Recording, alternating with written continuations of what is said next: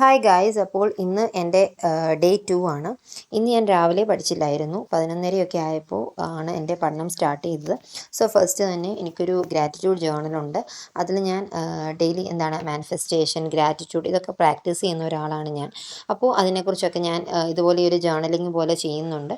അപ്പോൾ നിങ്ങളും ഇതുവരെയും ഇതൊന്നും പ്രാക്ടീസ് ചെയ്തിട്ടില്ല എന്നുണ്ടെങ്കിൽ നല്ലൊരു കാര്യമായിട്ടാണ് എനിക്ക് ഫീൽ ചെയ്തിട്ടുള്ളത്. മാനിഫെസ്റ്റേഷനും അഫർമേഷനും വിഷ്വലൈസേഷനും ഇതൊക്കെ കുറേ പോസിറ്റീവായിട്ടുള്ള ഒരു മൈൻഡ് സെറ്റ് നമ്മൾക്ക് തരും. ഓക്കെ, ഇപ്പോൾ കോമ്പറ്റേറ്റീവ് എക്സാംസ് എന്നൊക്കെ പറയുന്നത് അതുപോലെ ഒരു നെഗറ്റിവിറ്റിയും സ്ട്രെസ്സും ഒക്കെ ഉള്ള ഒരു സമയമാണ്. അപ്പോൾ എക്സാം പ്രിപ്പറേഷൻ എന്ന് പറയുന്നത്. അപ്പോൾ അതിന് വേണ്ടിയിട്ട് പഠിക്കുമ്പോൾ ഇങ്ങനെയുള്ള കുറേ പോസിറ്റീവ് തിങ്കിങ്ങും പോസിറ്റീവ് അഫർമേഷൻസ് എഴുതുന്നതും അതൊക്കെ നമ്മളെ സെൽഫ് ഡൗട്ട് ചെയ്യാണ്ടിരിക്കാനൊക്കെ നമ്മളെ ഹെൽപ്പ് ചെയ്യും. അപ്പോൾ ഇന്നത്തെ ടു ഡു ലിസ്റ്റ് ഇതാണ്: എഡിറ്റോറിയൽ, SBIPO പ്രിലിംസിൻ്റെ മോക്ക് അനാലിസിസ്.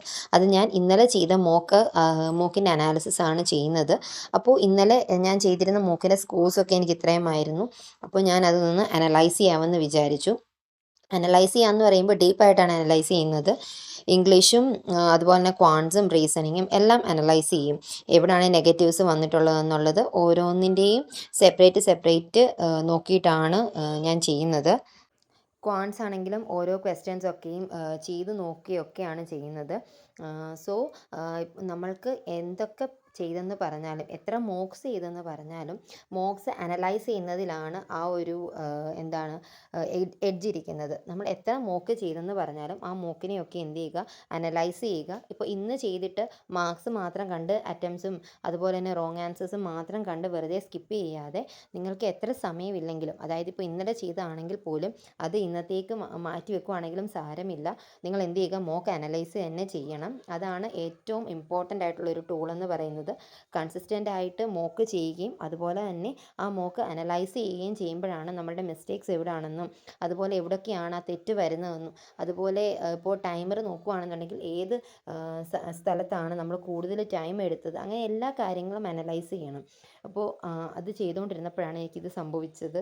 എനിക്ക് അറിഞ്ഞൂടെ എന്ത് പറ്റിയതാണെന്ന്. പെട്ടെന്ന് തന്നെ ലാപ്പ് ഇങ്ങനെ ആയിപ്പോയി. സോ അത് കഴിഞ്ഞിട്ട് എന്താണ് ഇഷ്യൂ എന്ന് അറിയത്തില്ല. അപ്പോൾ ഇനി ഹസ്ബൻഡ് വന്നിട്ട് വേണം അത് നോക്കാൻ. അപ്പോൾ അത് എൻ്റെ ഫുൾ പ്ലാനുകളെ തീർത്തു. അപ്പോഴാണ് പുറത്ത് നല്ല മഴയൊക്കെ ആയിരുന്നു. നല്ല രീതിയിൽ പഠിക്കാമെന്നൊക്കെ ഓർത്തായിരുന്നു. ബട്ട് എനിക്ക് എൻ്റെ പ്ലാൻസ് ഫുള്ള് റൂയിനായി. ഔട്ട് ഓഫ് മൈൻഡ് ആയിപ്പോയി, ഭയങ്കര വിഷമമായിപ്പോയി. അത്രമേൽ, അതായത് കുഞ്ഞിനെയും വിട്ടിട്ട് അതുപോലെ പഠിക്കാം എന്നൊക്കെയുള്ള ആ ഒരു എനർജിയിലൊക്കെ വന്നിരുന്നതായിരുന്നു. പക്ഷെ ഇങ്ങനെ ആയിപ്പോയി. ബട്ട് അത് കഴിഞ്ഞിട്ട് ഞാൻ പഠിച്ചതെന്ന് പറയുന്നത് ലോജിക്കൽ റീസണിങ് ആണ്. കാരണം എന്താണെന്ന് വെച്ചാൽ ഞാൻ ഓൾറെഡി പറഞ്ഞിരുന്നു, എൻ്റെ ലാപ്പ് ചിലയുടെ എന്തോ ഒരു ഇഷ്യൂ ഉണ്ട്. അതുകൊണ്ട് ഞാൻ വേറെ പഠിക്കാമെന്ന് വെച്ചിരുന്നൊക്കെ പോസ്റ്റ്പോൺ ചെയ്തിട്ട് ഇന്നിപ്പോൾ ഞാൻ ഓർത്ത് ബുക്ക് വെച്ചിട്ട് പഠിക്കാനുള്ള ഈ ഒരു ലോജിക്കൽ റീസണിങ്ങിൻ്റെ ഓസ്വാൾ ബുക്സിലെ ഈ ഒരു ബുക്ക് വെച്ചിട്ടാണ് ഞാൻ ലോജിക്കൽ റീസണിങ് പഠിക്കുന്നത്. അപ്പോൾ അത് ഞാൻ പഠിക്കാമെന്ന് വിചാരിച്ചു. അപ്പോൾ ഇനി ഞാൻ പഠിക്കുന്നത് കോഴ്സ് ഓഫ് ആക്ഷൻ ആണ്. സോ അപ്പോൾ നിങ്ങൾക്ക് ആർക്കെങ്കിലും ഈ ഒരു ഓസ്വാൾ ബുക്സിൻ്റെ ലോജിക്കൽ റീസണിങ്ങിൻ്റെ ബുക്ക് പർച്ചേസ് ചെയ്യണം എന്നുണ്ടെങ്കിൽ എൻ്റെ കോഡായിട്ടുള്ള TMB10 യൂസ് ചെയ്യുകയാണെന്നുണ്ടെങ്കിൽ എക്സ്ട്രാ 40% ഓഫ് നിങ്ങൾക്ക് കിട്ടുന്നതായിരിക്കും. അപ്പോൾ ലിങ്ക് ഞാൻ താഴെ ഡിസ്ക്രിപ്ഷനിൽ കൊടുത്തേക്കാം. ഇതൊരു യൂസ്ഫുൾ ബുക്കായിട്ടാണ് എനിക്ക് തോന്നുന്നത്. സോ ബിഗിനർ ലെവലും അതുപോലെ തന്നെ ഇൻ്റർമീഡിയറ്റ് ലെവലും അങ്ങനെ ഓരോ ലെവൽ ബേസ് ആണ് ഓരോ പഠിപ്പിക്കുന്നതൊക്കെ. അത്യാവശ്യം മനസ്സിലാവുന്ന ഒരു കോണ്ടെക്സ്റ്റിലാണ് കൊടുത്തിരിക്കുന്നതൊക്കെ. സോ നിങ്ങൾക്ക് വേണമെന്നുണ്ടെങ്കിൽ ഒന്ന് ചെക്കൗട്ട് ചെയ്ത് നോക്കുക. ഓസ്വാൾ ബുക്സിൻ്റെ ആണ് ദിസ് ലോജിക്കൽ റീസണിങ്. ഇതിൽ നിന്നാണ് ഞാൻ എൻ്റെ ലോജിക്കൽ റീസണിങ് പഠിക്കുന്നത്. ഓക്കെ, അപ്പോൾ വീണ് കിട്ടുന്ന ഒരു അവസരമാണ് ഇത്രയും ടൈം ഒരുമിച്ച് കിട്ടുക എന്നൊക്കെ പറയുന്നത്. സോ വന്ന നെഗറ്റീവിനെ മാറ്റിയിട്ട് ഞാൻ ആ ഒരു ഇത് മൊത്തം കണ്ടു. അത് കഴിഞ്ഞിട്ട് ഞാൻ പിന്നെ ചെയ്തത് ഫോണിൽ മെയിൻസിൻ്റെ വീഡിയോ ക്ലാസ് കണ്ടു. സ്മൃതി മാമിൻ്റെ വീഡിയോ ക്ലാസ് ആണ് കണ്ടത്. മെയിൻസ് ലെവൽ റീസണിങ് ചെയ്യണം എന്ന് ഞാൻ ഇന്ന് ഓർത്തായിരുന്നു. അപ്പോൾ കുറേ വീഡിയോ അത് സ്കിപ്പ് ചെയ്തും അതുപോലെ തന്നെ ക്വസ്റ്റ്യൻസ് നോക്കിയൊക്കെ ഞാൻ സ്വയം ഇത് ചെയ്തു. അപ്പോൾ നിങ്ങൾ ഒരു വീഡിയോ ക്ലാസ് ആണ് ഫോളോ ചെയ്യുന്നതെന്നുണ്ടെങ്കിൽ എന്താണ് ചെയ്യേണ്ടതെന്ന് ഞാൻ എപ്പോഴും പറയുന്നതാണ്.